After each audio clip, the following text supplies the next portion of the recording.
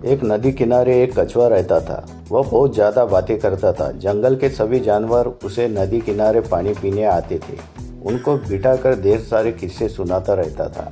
जानवर भी उसके किस्से सुनकर अपना मनोरंजन कर लेते थे और अपना दिल बहला लेते थे।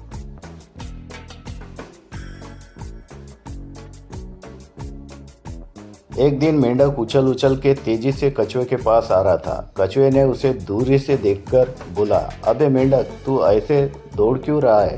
क्या तेरे पीछे सांप पड़ा है? मेंढक हाँफते हुए बोला, नहीं मामा, तुम्हारा पता एक पंछी पूछ रहा था, इसलिए मैं उसको तुम्हारे पास लेकर आया हूँ। वह मेरे पीछे आता ही होगा। थोड़ी देर में एक लाल पंछी को सभी ने आते हुए देखा। पंछी सभी जानवरों के बीच आकर बैठ गया। कछुआ उसे मुंह खोलकर ताकता रह गया।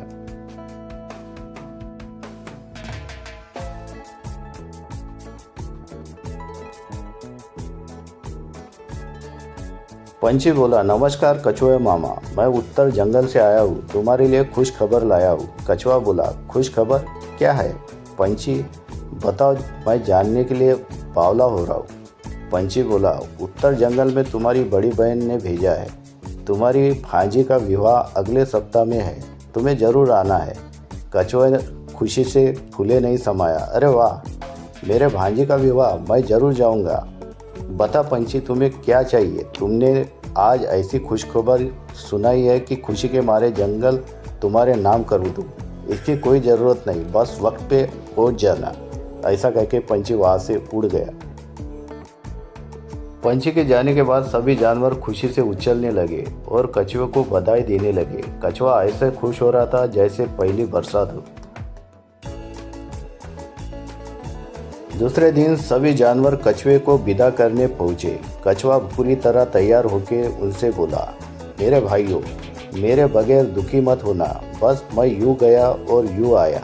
आने के बाद मैंने क्या क्या मजे किए सब तुमको बताऊंगा। अलविदा दोस्तों। इतना कहके कछुआ उत्तर दिशा की ओर निकल पड़ा।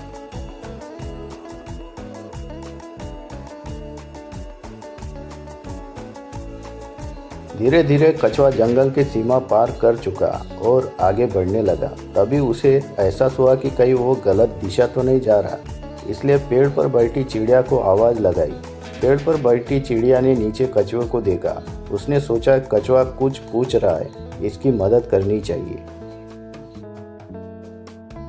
कछुआ बोला, अरे चिड़िया बहन, नीचे आओ, मुझे तुमसे कुछ कहना है, मेरी मदद करो। मुझे उत्तर की तरफ जाना है। क्या मैं सही रास्ते पर हूँ? बहुत दिनों के बाद बाहर निकला हूँ तो मुझे रास्ते समझ में नहीं आ रहे।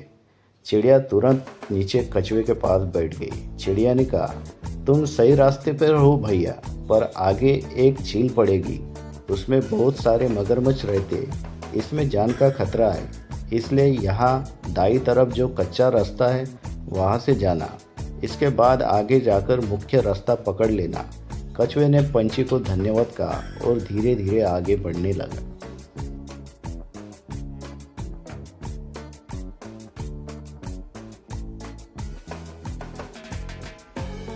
थोड़ी देर चलने के बाद कछुए ने देखा कि दो हाथी के बच्चे रामू शामू आपस में इस बात पे लड़ रहे थे कि कौन ज़्यादा पतला है। कछुए ने उनकी बहस सुन ली, उनके पास चला गया, उनको बिठाकर समझाया कि हाथी कभी पतले नहीं होते और जो पतले होते हैं वो हाथी नहीं होते। दोनों समझ गए।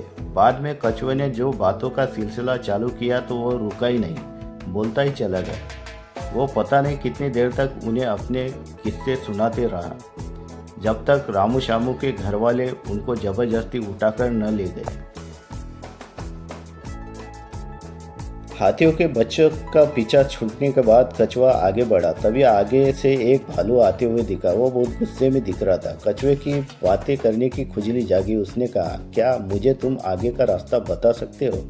मुझे उत्तर दिशा जाना है। भालू बोला, मुझे नहीं पता, मुझसे दूर रहो, मैं अभी अभी अपनी बीवी से लड़कर आया हूँ। कछुआ बोला, अरे गुस्सा नहीं, शांत रहो। गुस्सा जानवर का शत्रु होता है। गुस्से में लिए निर्णय से आदमी को पछताना पड़ता है। कछुए ने ध्यान फैलाना चालू किया कि भालू भी उसकी बातों को सुनने लगा। कछुआ बोलता चला गया और भालू सब सुनता चला गया। थोड़ी देर बाद भालू के पैर दुखने लगे और बैठकर सुनने लगा। सुनते सुनते उसको नींद आने लगी। और वह वहीं सो गया। भालू को सोते देख कछुआ चुपके से वहां से निकल गया। चलते चलते रात हो गई। कछुए ने सोचा कि कहीं पे आराम किया जाए। फिर सुबह निकलते वह एक जगह पहुंचा। वहां एक उल्लू पहले से बैठकर चांदनी का मजा ले रहा था। कछुए को आते देख वो भड़क गया और बोला, निकलो यहाँ से, यहाँ पे कोई धर्मशाला नहीं है जो तुम यहाँ मुंह उठाकर चले आए हो। कछुए ने उसे शांत करते हुए कहा, बस एक रात की बात है, कल मैं निकल जाऊंगा। अच्छा हुआ उल्लू भाई तुम मेरे साथ हो, वरना मैं अकेले बोर हो जाता। फिर कछुए ने जो बातों का सिलसिला चालू किया। अब तो उल्लू को भी नींद आने लगी थी। फिर भी उल्लू रात भर उसे सहता रहा। ऐसे कितने दिन और रातें कछुआ चलते रहा, उसे ही नहीं पता। आखिरकार कछुआ अपने बहन के घर पहुंच ही गया। बड़े बहन और जीजा सामने खड़े थे और मेहमान भी थे। कछुआ बोला, देखो दीदी, मैं बराबर समय पर पहुंच ही गया ना। बुलाओ मेरे भांजी को, मुझे उसे आशीर्वाद देना है। सभी मेहमान हंसने लगे। इससे पहले कि कछुआ कुछ समझता, बड़ी बहन ने आगे बढ़कर आकर कहा, अरे बेवकूफ़, शादी हुए तो जमाना हुआ, आज तो मेरे नवासे का जन्मदिन है। यह सुनकर कछुआ बेहोश हो गया। तो कैसी लगी कहानी दोस्तों? अगर कहानी अच्छी लगी हो, ऐसे और कहानियाँ चाहते हो तो चैनल को लाइक करो, शेयर करो, सब्सक्राइब करो। धन्यवाद।